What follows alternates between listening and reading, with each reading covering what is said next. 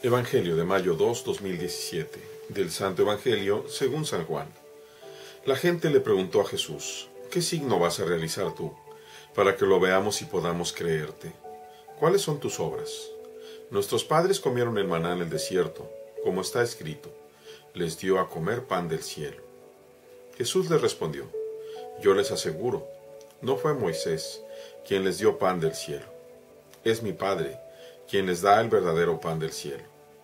Porque el pan de Dios es aquel que baja del cielo y da la vida al mundo. Entonces le dijeron: Señor, danos siempre de ese pan. Jesús les contestó: yo soy el pan de la vida. El que viene a mí no tendrá hambre, y el que cree en mí nunca tendrá sed. Palabra del Señor. Gloria a ti, Señor Jesús. Hoy estamos también celebrando a un padre de la Iglesia, un padre muy querido, San Atanasio. San Atanasio es precisamente el primer padre de la Iglesia que habla de la theosis, es decir, de la divinización. Y conviene mucho celebrarlo con este Evangelio. Es un Evangelio que es muy profundo, es el Evangelio de Juan.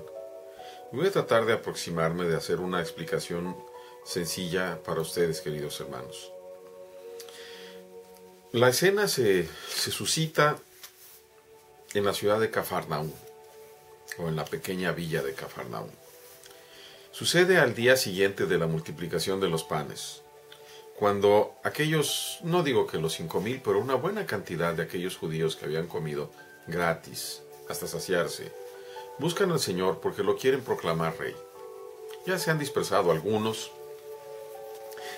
llegaron a Cafarnaúm a preguntar dónde está el Señor. Se dieron cuenta primero del milagro que había hecho con la multiplicación de los panes, y segundo, se dieron cuenta que era una cosa inexplicable, que los discípulos se habían ido en la barca y que Jesús al día siguiente ya no estaba y se había quedado. Y luego se lo encuentran allá, buscándolo. Por eso la primera pregunta es: Señor, ¿cuándo llegaste aquí? ¿Cómo llegaste aquí? No se atreven a preguntarle cómo llegó, porque vimos precisamente cómo el Señor se fue caminando sobre el lago. Y eso en sí, Él no se los revela. Por eso las preguntas son necias, pero son preguntas necias porque son desde una necesidad humana. Son necias porque no se quieren abrir a la altura infinita de Dios. ¿Qué signo vas a realizar tú para que lo veamos y podamos creerte? ¿Qué signo? Acaban de ver la multiplicación de los panes. Han comido los panes, pero los panes son como cualquier otros panes. En realidad no ven ninguna diferencia. Y ellos anteponen o ponen la comparación del maná, aunque ninguno de ellos había precisamente comido del maná. Si no, dicen nuestros padres, es decir, nuestros antepasados, comieron el maná en el desierto, como está escrito, les dio de comer pan del cielo. Jesús les aclara que Moisés no les dio de comer pan del cielo. Inclusive les aclara algo. A veces hay una confusión teológica, porque a veces se quiere pensar que el maná es el pan del cielo. No es así. Y lo aclara de una manera muy profunda y muy hermosa el Señor. Yo les aseguro, no fue Moisés quien les dio pan del cielo. Y está hablando en pasado, quien les dio pan. Y luego cambia al presente. Es mi Padre quien les da el verdadero pan del cielo. El maná es solamente una prefiguración, un tipos, una imagen de lo que había de venir.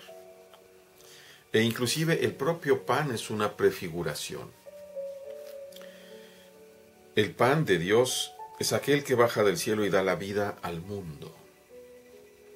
Y aquí tenemos que entender que no está hablando el Señor solamente de pan, de arton, sino sobre todo del alimento. Si nosotros, por ejemplo, comemos demasiada azúcar, pues vamos a tener problemas en el hígado, en el páncreas, en el estómago, en el completo sistema digestivo. Vamos a tener momentos eufóricos por exceso de azúcar. Y si continuamos con una dieta de ese tipo, probablemente vamos a terminar azucarados, es decir, con diabetes. Si nosotros comenzamos a comer muchísima grasa y a comer en exceso, vamos a generar un problema grave de grasa en las arterias, con arteriosclerosis, ¿verdad? Y una obesidad. Si nosotros dejamos de comer todo tipo de carne y producto animal y comenzamos a comer vegano, va a haber el momento en que nuestro cerebro ya no va a poder pensar a su capacidad máxima y vamos a comenzar a tener problemas, porque nuestro cuerpo asimila y se asimila a lo que nosotros comemos. ¿Y qué sucederá cuando nosotros comemos este pan que es bajado del cielo? Muy interesante, es precisamente la teosis. Este pan que es bajado del cielo, cuando los judíos le dicen, Señor, danos siempre de ese pan, se les hace un pan apetitoso, un pan interesante, ¿verdad? Baja del cielo y da la vida al mundo. Es un pan interesante, ya no tenemos que comer nada más entonces. Y él contesta, yo soy el pan de la vida. En este capítulo 6, que se le llama capítulo eucarístico, Jesús se revela como el alimento nuestro. El que viene a mí no tendrá hambre, el que crea en mí nunca tendrá sed. El que cree en mí nunca tendrá sed. Nos ha hablado del hambre y de la sed. E inclusive cuando Él enseña a sus discípulos a orar, les dice, oren así, Padre nuestro que estás en el cielo, santificado sea tu nombre. Y después, la traducción nuestra en castellano y sobre todo en castellano, para mí no es muy buena. Dice, tonar ton gimón, el alimento nuestro. Tonar ton gimón, toné piusion, aquel que está sobre toda esencia. Dos gemín semerón, dánoslo hoy. El alimento nuestro, aquel que está sobre toda esencia.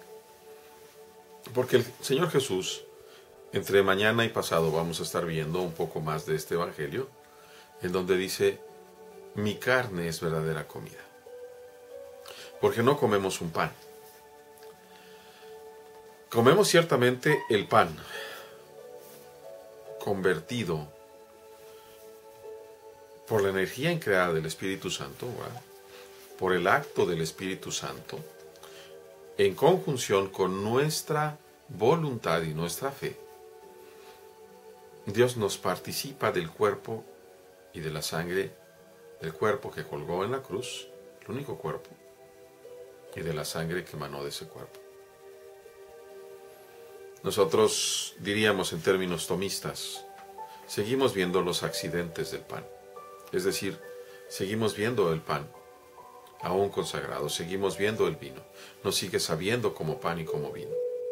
Pero la realidad es que ya no es ni pan ni vino, sino el cuerpo y la sangre del Señor. Y nos está alimentando Dios con su propio cuerpo. Con su propio cuerpo, no con solamente un pan, sino con el cuerpo a la imagen del Cordero Pascual. Y esto es para que nos dé vida.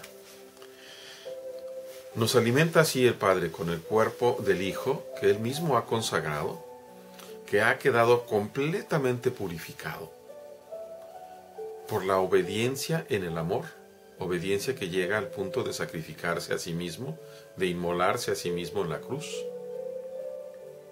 cuyo cuerpo se ha vuelto víctima y altar para el perdón de los pecados. Pero no solamente el perdón de los pecados, sino también para la transformación. Y aquí recupero aquello que decía San Atanasio, para que nosotros crezcamos a la estatura de Cristo según San Pablo. Es decir, que seamos transformados por la participación del Espíritu, no de su esencia, porque la esencia permanece abscóndita, inalcanzable, inconocible, sino de la energía increada del Espíritu Santo, como lo ha explicado de manera maravillosa San Gregorio de Palamas. Por la participación de esa energía, que es Dios mismo, nosotros somos transformados en criaturas nuevas, pero siempre en una sinergia, siempre caminando juntos, la voluntad de Dios y nuestra voluntad. Hermanos, esforcémonos para creer cada día más. Y creyendo, oremos la oración del Señor, la oración que el Señor nos enseñó. Ofrezcámonos en la divina liturgia, en la Eucaristía, también nosotros como hostias inmaculadas, no por nuestra propia fuerza, sino también otra vez por el dedo de Dios. Dios les bendiga, hermanos.